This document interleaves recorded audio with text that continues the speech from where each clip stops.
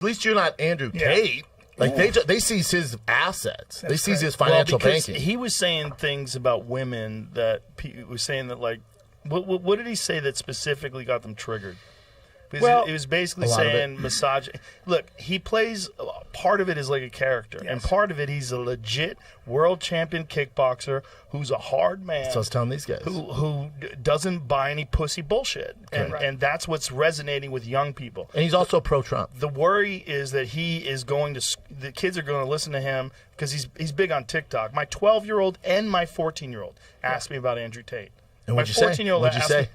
I said he's a legit world champion kickboxer. I go, I like him a lot. Why do you like him? And I was asking him. And they said he says a lot of funny stuff on Twitter and TikTok. It's the TikTok thing because the TikTok algorithm. He did something where he started something where you like join his group, and then you're supposed to like post stuff. It's brilliant. That's how he gets followers, but it also gives you a page. He blew up. Yes, he blew up because he's a brilliant man. Yeah. My thing is with the left who wants to cancel him and take him away, and they're like, we shouldn't look up to that. Okay, then who should we look up to?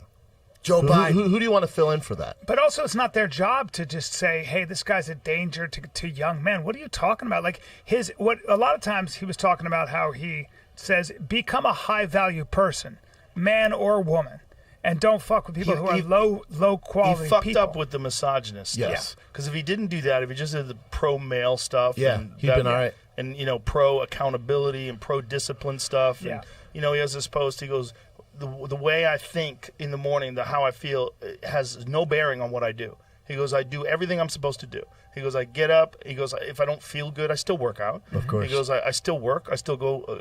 I do everything I'm supposed to do because that's how you get ahead in this life. If you just concentrate entirely on your feelings, you're never going to fucking get anywhere. Correct. And that's true. And that's a good lesson for people to learn.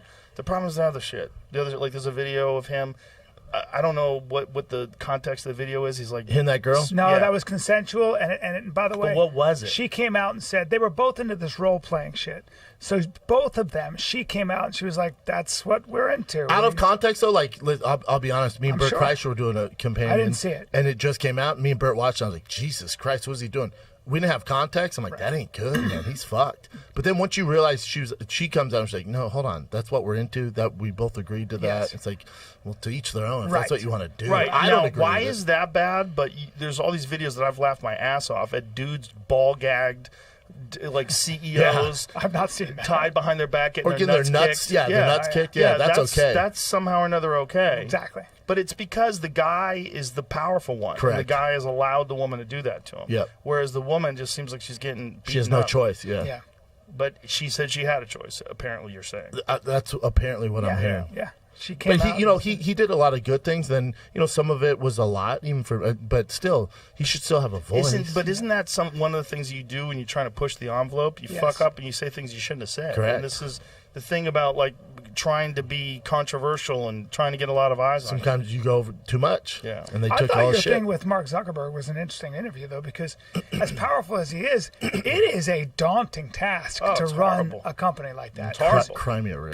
But if you have an algorithm, you need algorithms, because if you were to say let everything be everything, then the people that post the most, for example, like businesses, would be at the top of your search. Yeah. And you'd never be able to get to. So there's so much about that they've thought about.